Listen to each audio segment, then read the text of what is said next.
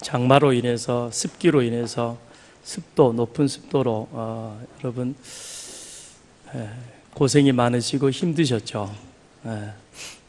근데 또 제가 또 목소리가 습기가 잔뜩 끼어가지고 여러분이 들으시기에 좀 불편하실 것 같습니다. 오늘 말씀을 우리가 함께 나누기 전에 먼저 찬양을 우리가 함께 같이 불렀으면 좋겠습니다. 제가 앞에서 선창을 하면 좋겠는데 제가 찬양을 하다가 보면 여러분들이 크게 은혜가 안 될 것 같아서 오늘은 특별히 우리 초청 가수를 모시고 너의 하나님 여호와가 앞으로 나오시고 나오셔서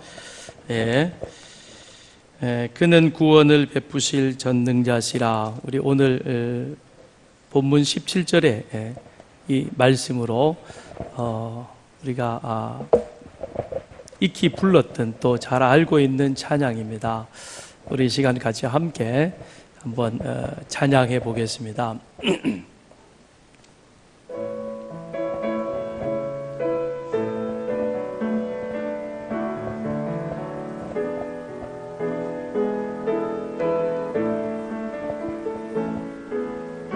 너의 같이 부르세요. 하나님 여호와가 너희 가운데 계시니 그는 구원을 베푸실 전능자시라.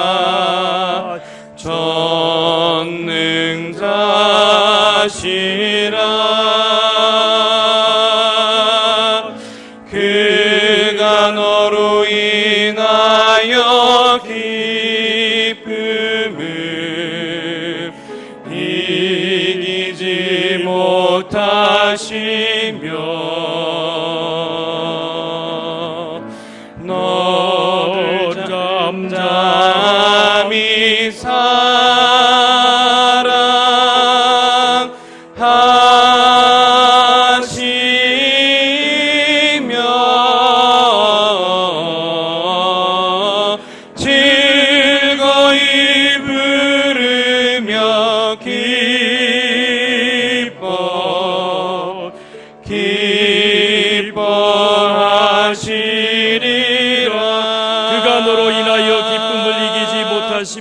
그가 너로 인하여 기쁨을 이기지 못하시며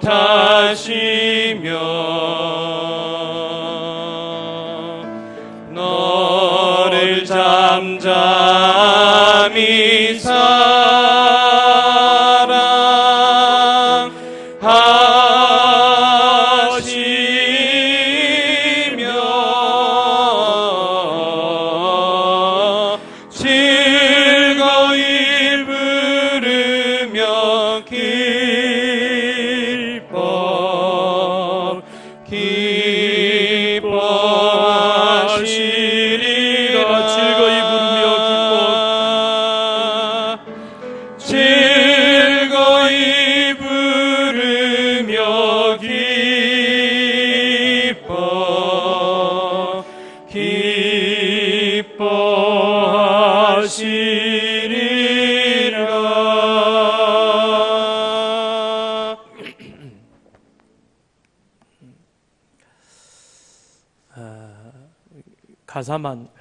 가사만 생각을 해도 그냥 은혜가 되는 참 귀한 찬양입니다.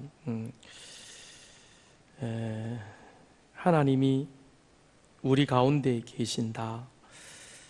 하나님이 나로 인하여 기쁨을 이기지 못하신다. 이 얼마나 참 복된 고백이요 또 귀한 하나님의 은혜인 줄 모릅니다. 그런데 우리가 지금 사실 전후 문맥을 모르고 이 찬양을 지금까지 불러왔었고 또 지금 부르는 이 시간에도 사실 참 너무 은혜가 됩니다. 하나님의 은혜가 우리 안에 참 감격으로 감동으로 북받쳐 오를 만큼 그렇게 귀한 그런 가사요, 그런 찬양인 것입니다. 그런데 누가 이 찬양을 불렀는가? 언제 이 찬양을 불렀는가? 그 사실을 알고 나면 이 찬양이 우리에게 주는 은혜는 아마 상상할 수 없는 그런 큰 감동으로 우리 가운데 함께할 것입니다. 이 찬양을 누가 어떤 상황 속에서 불렀는가? 스바냐 1장 1절을 가서 보면, 앞에 1장 1절을 보면 아몬의 아들 유다 왕 요시야의 시대에 스바냐에게 임한 여호와의 말씀이라 그럽니다.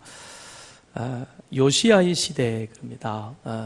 스바냐가 활동했던 그 시대가 어느 시대이냐면 요시야 시대이라고 말합니다. 근데 학자들은 아마 요시야가 그 왕위에 오른 집권 초반기, 그러니까 그 아몬의 후반 그리고 그 요시야의 초반 그때에 활동했을 것이다라고 그렇게 많이들 이야기를 합니다.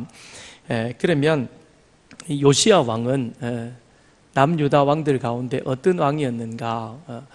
성경은 요시야에 대해서 이렇게 말씀합니다.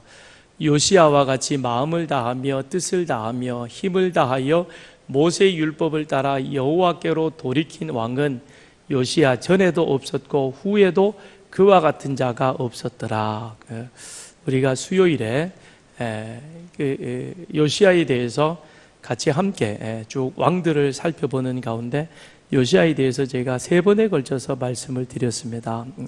요시야는 남유다 왕들, 남북 왕들 가운데 그 중에서도 특별히 남유다 왕들 가운데 긍정적으로 평가되어지는 8명의 왕이 있는데 그 8명의 왕들 가운데서도 가장 다윗의 길을 아주 충실하게 따랐던 그런 왕입니다. 그런데 그것은 요시야가 집권 중반 이후부터 있었던 일이고 요시야가 집권하던 그 초반 시대는 어떤 시대였는가 하면 국내외적으로 굉장히 사실 불안하고 어둡고 두렵고 힘든 그런 시기였습니다. 요시야 이전의 남유다는 그 아버지 아몬이거든요. 그는 어떤 사람이었느냐? 므낫세 아몬, 이스라엘 남유다 왕들 가운데 도덕적으로 그리고 영적으로 아주 많이 타락한 다윗의 길에서 많이 벗어난 그런 왕들이었습니다. 그래서 남유다 왕국이 전체적으로 영적으로 상당히 침체되어지고 가라앉아 있는 어두운 시기였습니다. 뿐만 아니라 국제적으로도 보면 북이스라엘을 멸망시켰고 남유다에게 큰 위협거리가 되었던 아수르가 바벨론에 의해서 무너졌습니다. 그리고 바벨론이 이제는 제국적인 본성을 드러내면서 그러면서 마음껏 그 세력을 이렇게 펼쳐가려고 그렇게 준비하던 그 때였고 한편으로는 아수르에 눌려서 길을 제대로 펴지 못하고 늘 이쪽 남쪽 한쪽으로 치우쳐 지내던 이 애굽이 마침내 아수르가 없어진 그 틈을 타서 팔레스타인의 그 옛 땅을 회복하고 더 나아가서는 아수르의 옛 영토까지도 그들이 점령하려는 그런 야욕을 불태우던, 그래서 남유다의 입장에서 보면 위에는 바벨론이 밑에는 애굽이 서로 세력을 키워가던, 그러니까 국제적으로 보면 굉장히 힘들고 어려운 그 시대가 바로 이 요시야 시대였고, 그리고 그 시대에 이 스바냐 선지자가 활동을 하게 되는 것입니다. 스바냐 선지자의 이와 같은 활동에 힘입어서 아마도 요시야가 큰 종교개혁을 이루지 않았을까. 요시야는 8살 어린 나이에 왕이 되어집니다. 그리고 나서 그가 참 담대하게 10대 중후반이 되었을 때 그는 종교개혁 운동을 실시하게 됩니다. 그래서 자신뿐만 아니라 모든 유다 백성들을 하나님 앞으로 돌이키고 성전을 청결케 함으로 하나님에 대한 열심과 열정을 함께 같이 키워가던 그때가 바로 요시야 왕 후반기였습니다. 그런데 요시야 왕에게 그런 힘을 불어넣어주고 그리고 하나님이 그들과 함께 하신다는 그 사실을 이 요시야에게 이렇게 도와주고 함께 같이 그 일을 했던 사람이 바로 이 스바냐 선지자인 것입니다. 스바냐 선지자는 남유다가 국내적으로는 도덕적 영적으로 어둡고 국제적으로는 이 아수르와 바벨론과 애굽의 그런 양대 강국 사이 속에서 상당히 불안해하고 힘들어하고 있던 그런 상황 속에 그럴지라도 하나님이 여전히 우리뿐만 아니라 온 세계의 역사를 주관하고 계시는 그와 같은 분이심을 그는 힘있게 선포하는 것입니다. 이스라엘은 늘 주변 나라의 위협을 받아 살아왔던 것입니다. 아수르의 힘이 세지면 아수르의 위협이, 그리고 애굽의 힘이 세워지면 애굽으로부터의 그런 도전을 받게 되어졌고, 그뿐만 아니라 그 주변에 있었던 암몬이나 모압이나 에돔이나 그런 나라들이 항상 이 이스라엘을 위협하고 그리고 이스라엘의 도전적인 그와 같은 세력들이었습니다. 그렇지만 그와 같은 상황 속에서도 이 이스라엘이 그 일들을 이길 수 있었던 것은, 그것은 다름 아닌 그들이 하나님 편에 설 때였은 것입니다. 그래서 이스라엘의 왕조의 역사를 보면 이스라엘이 힘있게 하나님 편에 서게 되어지면 하나님께서는 주변 열강의 세력들을 무력화시켜 줍니다. 그래서 국방을 든든하게 안전하게 해줌으로 말미암아 그 나라가 평안함을 누릴 수 있게 되어졌던 것입니다. 그 대표적인 예가 바로 다윗 왕 때였던 것입니다. 우리가 잘 아는 이야기 중에 미국이 노예 해방 문제로 남과 북으로 나뉘어져서 치열하게 전쟁을 합니다. 미국은 신앙의 자유를 찾은 이들이 세운 나라인 것입니다. 그런데 그들 모두는 다 전쟁을 하면서 하나님 앞에 기도합니다. 왜냐? 그들은 하나님에 대한 신앙이 기본인 채로 그 나라를 세웠기 때문인 것입니다. 그래서 남군도 열심히 하나님 앞에 기도하면서 하나님, 이 전쟁에서 우리가 승리하게 해주세요. 북군 또한 그들 열심히 기도합니다. 하나님, 이번 전쟁에서 반드시 우리가 승리해서 그래서 노예 해방을 이루게 해주십시오. 남군도 총을 쏘며 기도하고 북군도 총을 쏘면서 기도합니다. 하나님은 누구 기도를 들어줘야 됩니까? 남군도 하나님을 찾고 북군도 하나님을 찾습니다. 기도 세게 하는 사람 기도 들어줘야 돼요? 방언 기도하는 사람 기도 들어줘야 됩니까? 링컨의 유명한 말이죠. 하나님 편에 서는 자.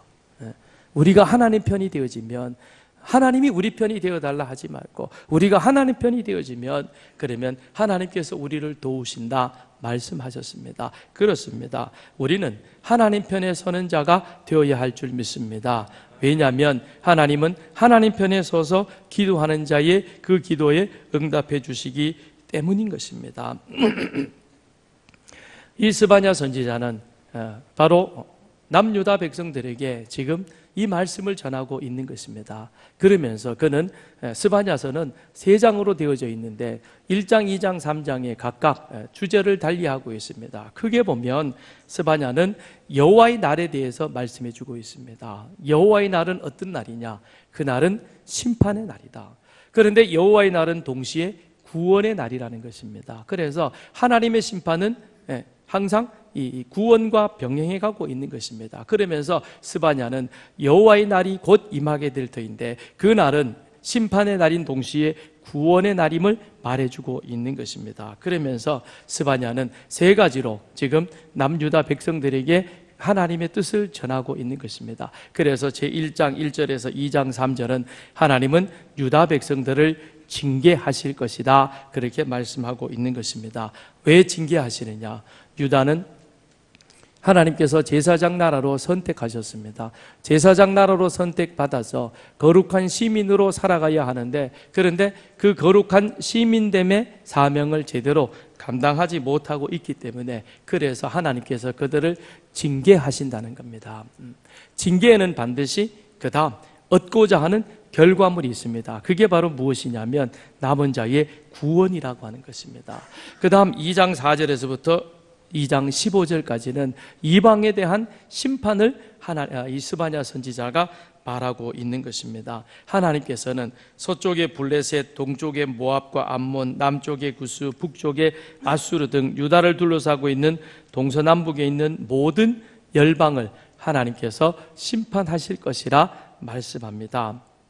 그 이유는 한 가지입니다. 이들은 하나님의 뜻을 무시하고 유다를 괴롭히고 나 외에 다른 이가 없다, 나 외에 다른 신이 없다라고 교만을 떨었기 때문인 것입니다. 그래서 하나님은 이방 나라들을 심판하실 것이라 스바냐 선지자가 경고합니다. 그리고 제3장에 와서는 남은 자를 구원하심으로 하나님이 진정한 통치자 되심을 보여주고 있는 것입니다. 그래서 3장은 남은 자를 향한 하나님의 구원의 메시지인 것입니다. 하나님의 여호와의 날이 임하였는데, 그 여호와의 날은 하나님의 심판과 하나님의 구원이 동시에 임하는 것이고, 그 하나님의 심판과 구원 속에 하나님 앞에 남은 자가 있다는 것입니다.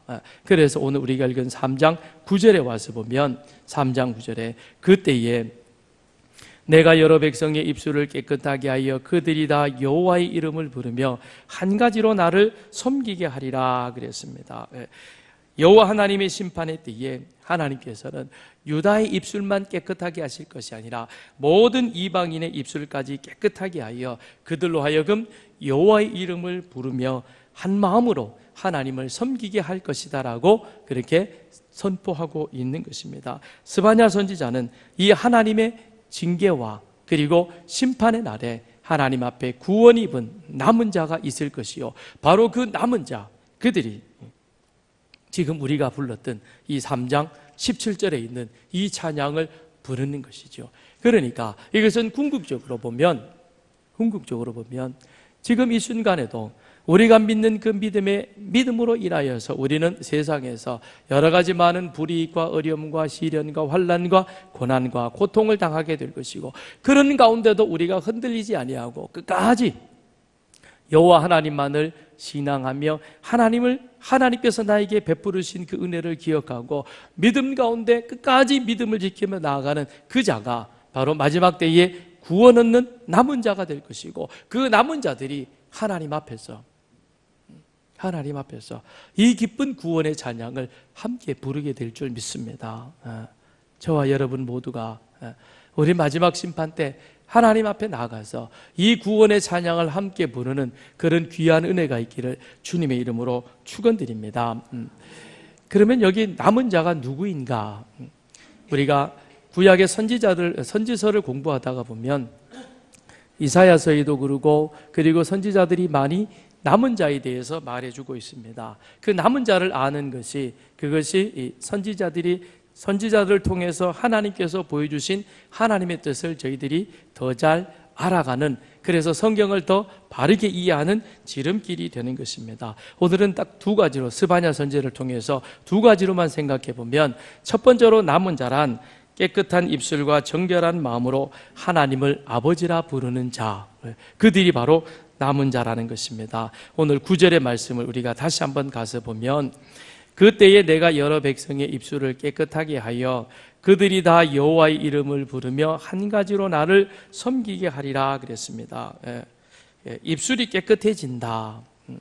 입술이 깨끗해진다라고 하는 것은, 그것은 그 사람의 마음의 생각과 그리고 뜻을 포함한 전인격적으로 그 사람이 깨끗해지는 그것을 말해주고 있는 것입니다. 그러니까 단지 입술에 뭐가 묻어가지고 그것만 털어버리는 그것이 아니라, 입술이 깨끗하다는 것은 이 입술은 우리 마음의 생각들을 담아내는 그런 도구가 되는 거죠. 내 마음에 있는 그런 여러 가지 생각들, 사랑하는 생각, 미워하는 생각, 시기하는 마음, 질투하는 마음, 이런 것들이 다 어디를 통해서 나옵니까?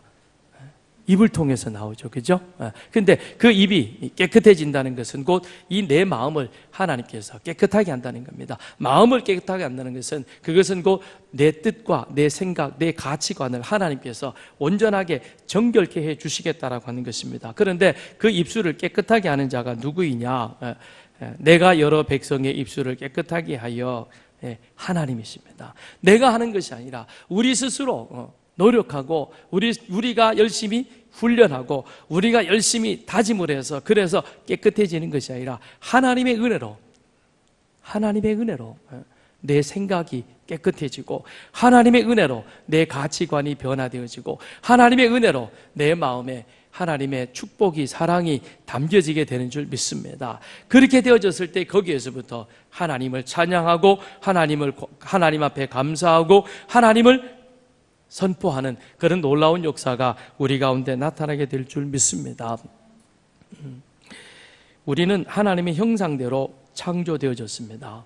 하나님의 형상대로 창조되어졌다는 것은 첫째는 하나님과 서로 교제하고 있는 그 관계를 말해주고 있는 것입니다.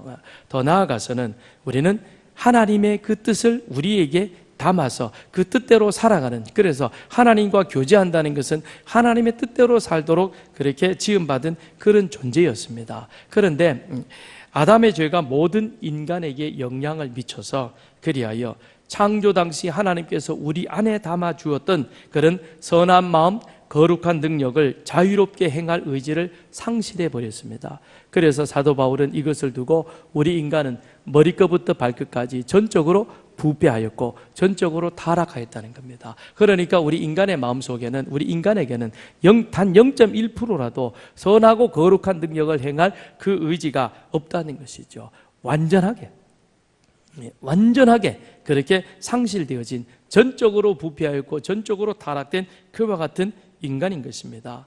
그렇기 때문에 우리가 하는 행동을 바울은 뭐라고 말하냐면, 스스로 지혜 있다 하나 어리석게 되어 썩어지지 아니하는 하나님의 영광을 썩어질 사람과 새와 짐승과 기어다니는 동물 모양의 우상으로 바꾸어 놓고는 아무렇지 않은 듯 그것을 자랑스러워하고 심지어는 그것을 섬기기까지 합니다. 그러면서도 전혀 마음에 죄책감을 느끼지 못합니다. 왜 그런가요? 전적으로 부패했기 때문에, 완전히 썩어버렸기 때문에 그런 행동을 하더라도 그것이 잘못된 것인지 그렇게 해서는 안 되는 것인지 전혀 이 안에 구별의 능력이 없다는 것입니다.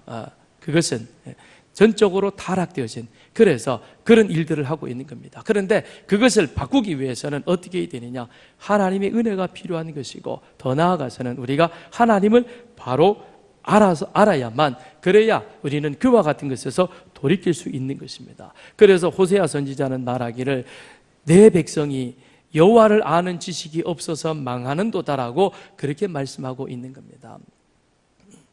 세상에는 많은 지식이 넘쳐나고 있습니다. 그러나 그 숱한 많은 지식도 10년, 20년, 30년이 지나고 나면 쓸모없이 사장되어 버리는 지식이 많이 있습니다. 그러나 지금까지 하나님에 대한 지식은 4,000년의 역사가 내려오더라도 변하지 않습니다. 그리고 앞으로 유구한 세월이 흘러갈지라도 하나님에 대한 그 지식만은 결코 변치 않을 것입니다. 그러므로 우리가 가장 사모해야 할 것은 바로 하나님에 대해서 많이 알아가는 것입니다. 우리는 하나님 알기 위해서 열심을 내어야 할 것입니다. 하나님은 누구이시며 하나님은 어떤 분이신가를 바로 알고, 그리고 그 하나님을 바로 예배하고 바로 섬기는 여러분이 되어야 할 줄 믿습니다. 하나님을 바로 알면 삶이 바뀌어집니다. 여리고에 삭개오라고 하는 사람이 살았지요. 삭개오의 직업은 세리장이었습니다. 어느 시대나 세금은 모든 사람에게 있어서 부정적인 이미지로 다가옵니다. 특별히 삭개오 당시에 이 세금은 그들의 서민의 삶에 어려움을 줄 뿐만 아니라 또한 종교적 갈등을 야기하기도 했습니다. 그랬기에 그 당시의 세리들, 특별히 세리 가운데 장인 이 삭개오는 사람에게서 이렇게 왕따 당하는, 사람이 별로 좋아하지 않는 그런 인물 중에 한 사람이었습니다. 그렇지만 삭개오의 마음에는 예수님을 더 알고자 하는 그와 같은 열심과 열망이 있었습니다. 그랬기에 예수님께서 여리고로 오신다는 소식을 듣고 내가 예수님을 좀 더 가까이서 보아야 되겠다. 그것은 내가 예수님이 무슨 말을 하시는지, 무슨 행동을 하시는지, 그래서 내가 예수님을 좀 더 알아야 되겠다는 겁니다. 그래서 그는 돌 무화과 나무 위에 올라가는 열심과 열정까지 보여주었습니다. 그런 삭개오를 예수님이 만나 주셨습니다. 예수님을 만난 삭개오는 어떻게 합니까? 주님, 보십시오. 나의 있는 것들의 절반을 내가 가난한 자에게 나눠주겠습니다. 그리고 만일 어떤 자의 어떤 것을 내가 속여 강탈했다면 저는 그 사람에게 4배를 갚겠습니다 라고 말합니다. 그 얘기는 뭡니까? 삭개오가 비록 세리장이었지만 당시의 사람들에게는 부정적인 그런 직업을 가진 사람이었지만 삭개오의 마음속에는 하나님을 바로 알고자 하는 열망이 있었다는 것입니다. 그래서 일반적으로 사람이 갖고 있었던 그런, 세일이라는 것은 더 많이 빼앗아가고 강탈하고 그리고 폭리를 취하는 그런 사람이 아니었다는 것입니다. 그렇기 때문에 그는 자신 있게 이런 고백을 할 수 있는 것입니다. 여러분, 마찬가지인 것입니다. 하나님은, 우리 모두가 하나님을 알기를 원하는데, 그렇다고 해서 하나님은 우리 인격 속에, 우리 속에 그냥 무대포로 들어오지 않습니다. 하나님은 인격적인 분이십니다. 그래서 예수님은 내가 문 밖에 서서 두드리는 거예요. 그 얘기는 뭐예요?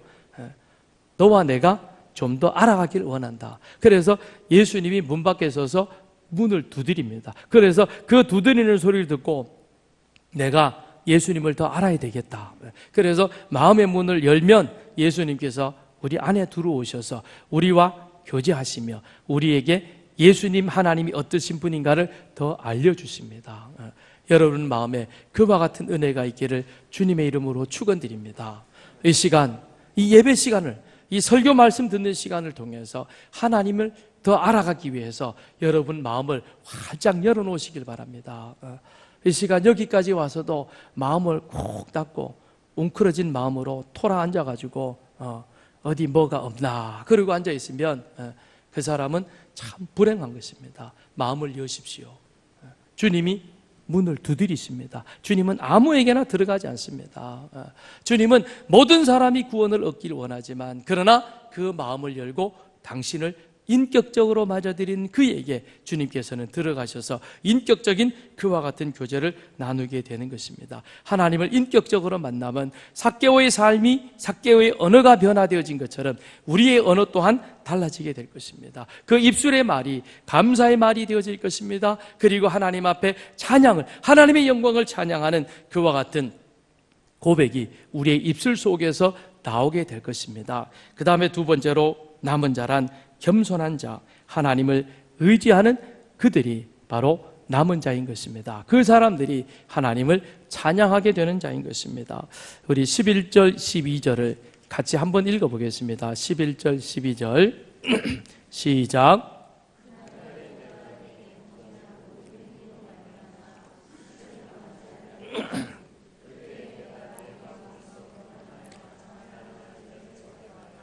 내가 나의 성산에서 다시는 교만하지 않게 할 것임이라.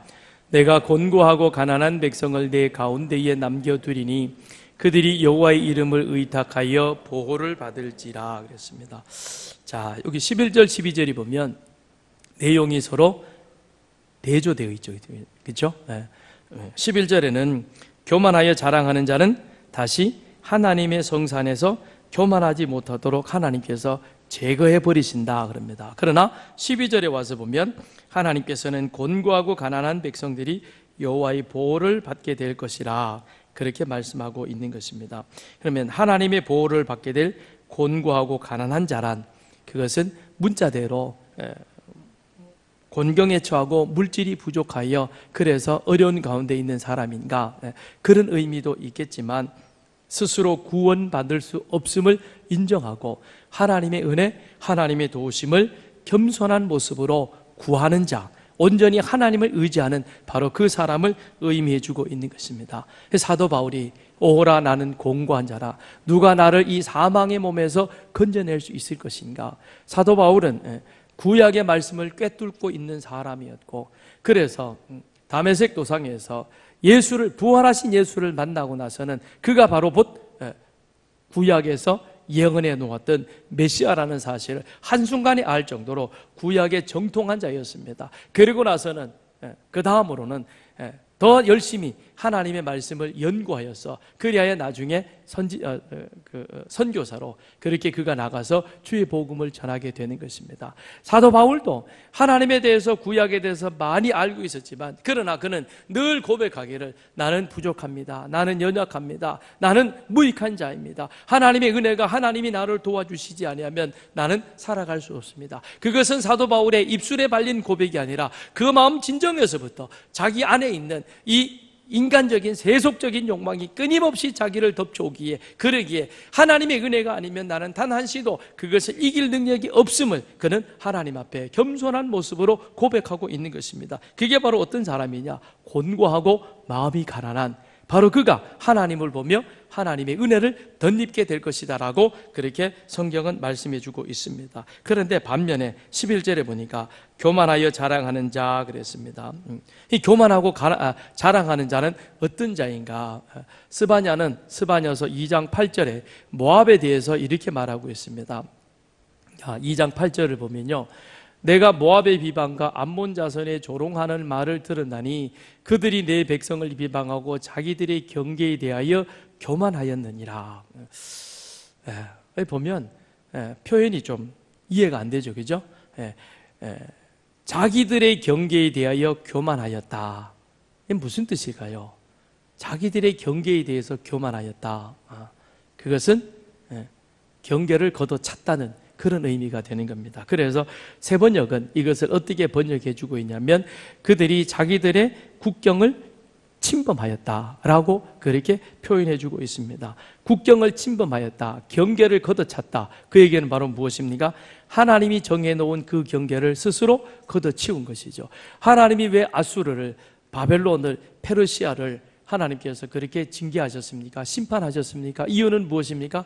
하나님이 정해놓은 경계를 그들 스스로 무너뜨리고 넘어갔기 때문에 그런 것입니다. 하나님은 아수르에게 북이스라엘만 징계하라 그랬습니다. 그런데 그들이 교만해서 어디까지 넘어옵니까?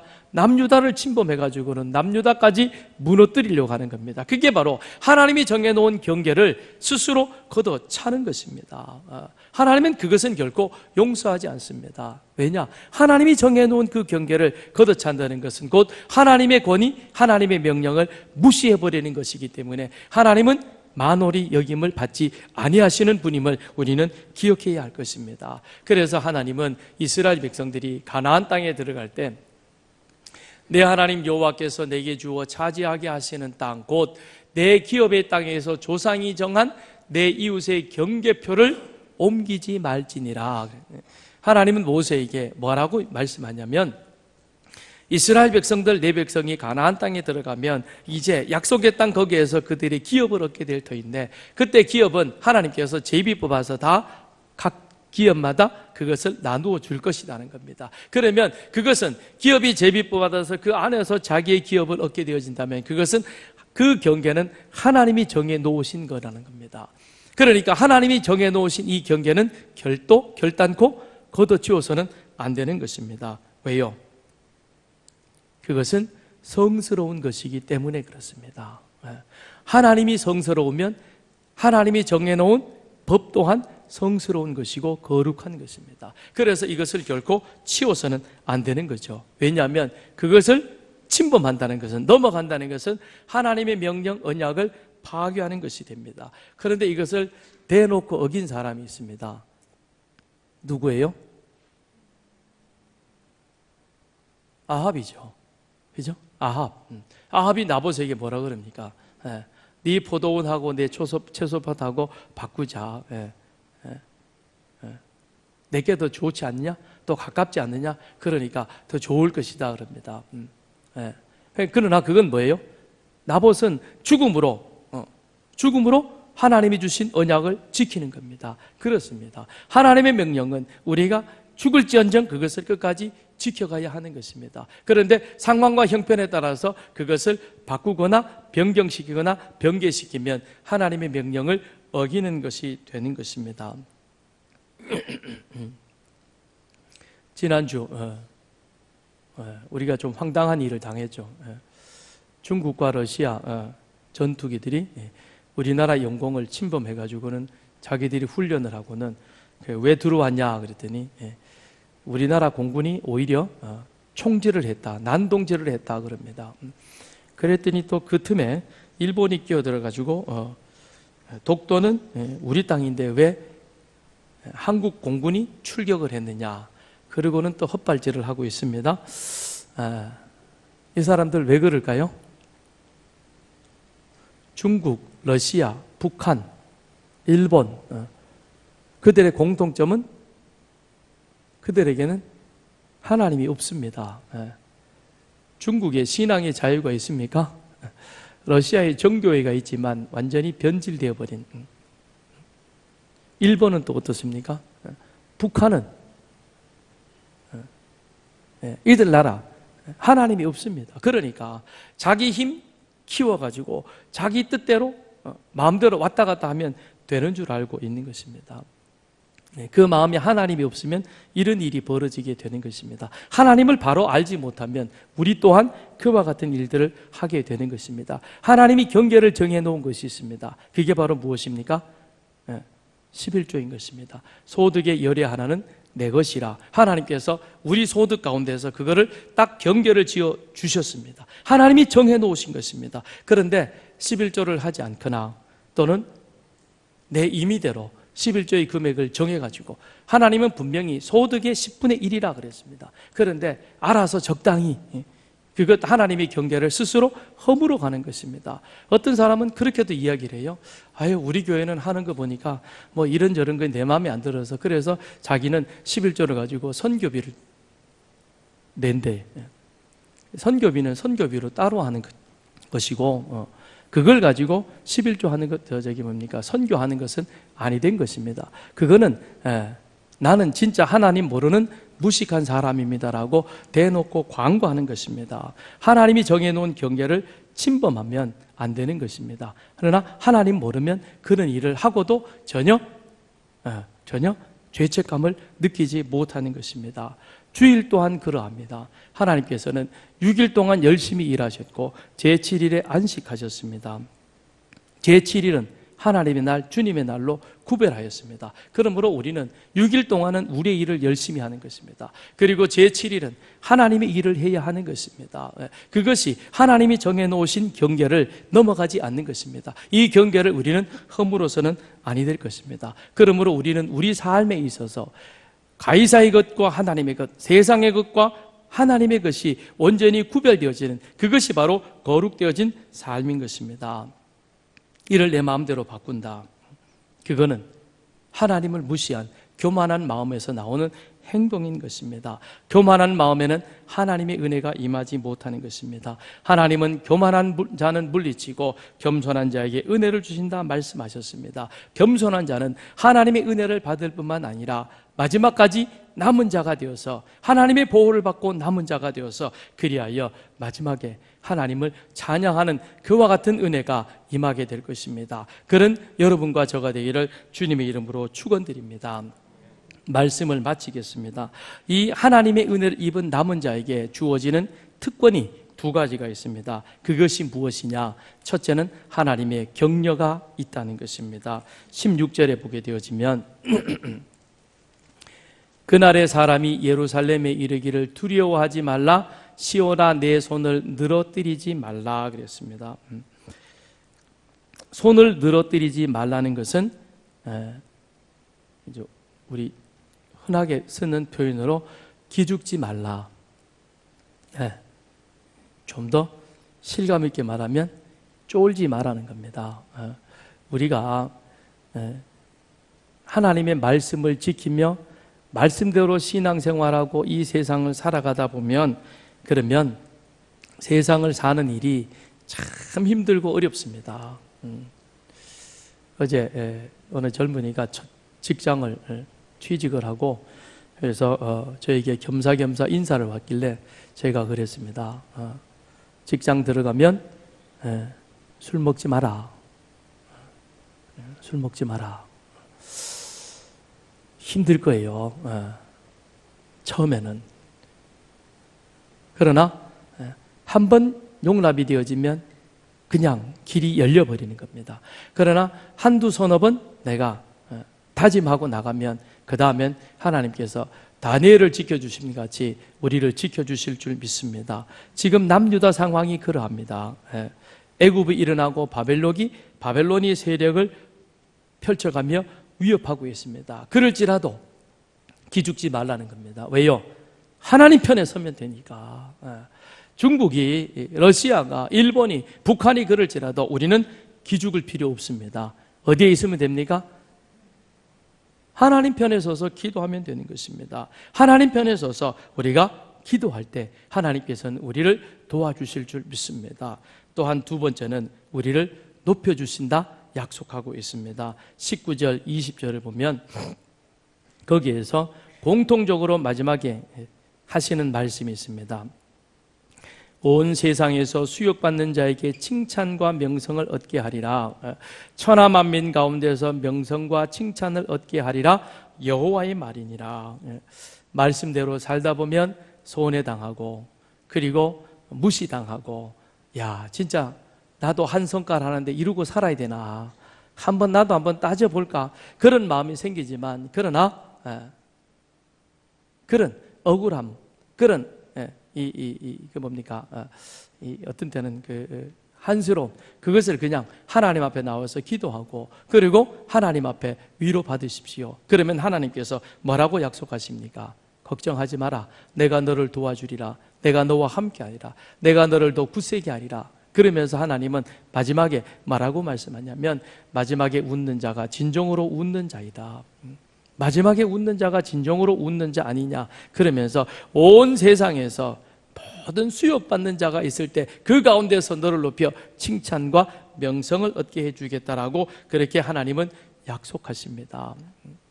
이삭이 블레셋 땅에 가서 사니까 블레셋 사람들이 이삭을 보면서 나그네라고 그를 무시합니다. 그래서 우물을 파니까 와서 메워버리고 그리고 함부로 대합니다. 그러나 이삭은 그런 모든 수욕을 묵묵히 참아갑니다. 그런데 하나님께서 그런 이삭을 복 주십니다. 그래서 흉년에도 100배의 수확을 거두게 하고 그리고 마침내는 우물을 크게 파게 되는 것이죠. 그런데 블레셋 사람들이 옆에서 가만 봅니다. 자기들이 그렇게 무시하고 함부로 대해도 이삭이 그들을 상대하지 않고 그런데 가만 보니까 그들 이삭이 하는 일들이 잘 되는 겁니다. 번성되는 겁니다. 점점 그 이름이 높아갑니다. 그랬더니 나중에 어떻게 합니까? 아비멜렉이 찾아와서 우리가 잘못했어. 하나님이 정말 당신과 함께하는 것을 이제 우리가 분명히 알게 되었습니다. 그러면서 이삭의 그 이름을 그 하나님을 높임같이 오늘 우리에게도 그런 은혜가 함께 주어지게 될 줄 믿습니다. 오늘 우리가 불렀던 너의 하나님 여호와가 너의 가운데 계신다는 이 찬양은 바로 이처럼 어렵고 힘든 가운데에서도 끝까지 하나님에 대한 그 믿음을 굳건하게 지키는 바로 그 사람, 그에 대해서 우리 하나님께서는 바로 그들이 마지막에 남은 자가 되어져서 하나님과 함께 하나님 앞에서 이와 같은 찬양을 올리게 될 것이라 그렇게 약속하십니다. 우리 이 시간 같이 함께 그런 마음을 가지고 스바냐 선지자가 유다가 그리고 그 나라가 처해 있는 상황이 어렵고 힘들었을지라도 그럴지라도 끝까지 굴하지 않고 하나님에 대한 믿음을 지키고 믿음으로 승리하여 마지막에 남은 그 사람을 우리 하나님께서 그를 무시하지 아니하시고 높여주시고 칭찬받게 하시고 그리고 마침내는 하나님 앞에 복된 찬양을 올려드리게 된 것 같이 우리 역시 이 시간 하나님 앞에 함께 찬양하겠습니다. 우리 같이 나와서 같이 오늘 이 찬양을 하시겠습니다.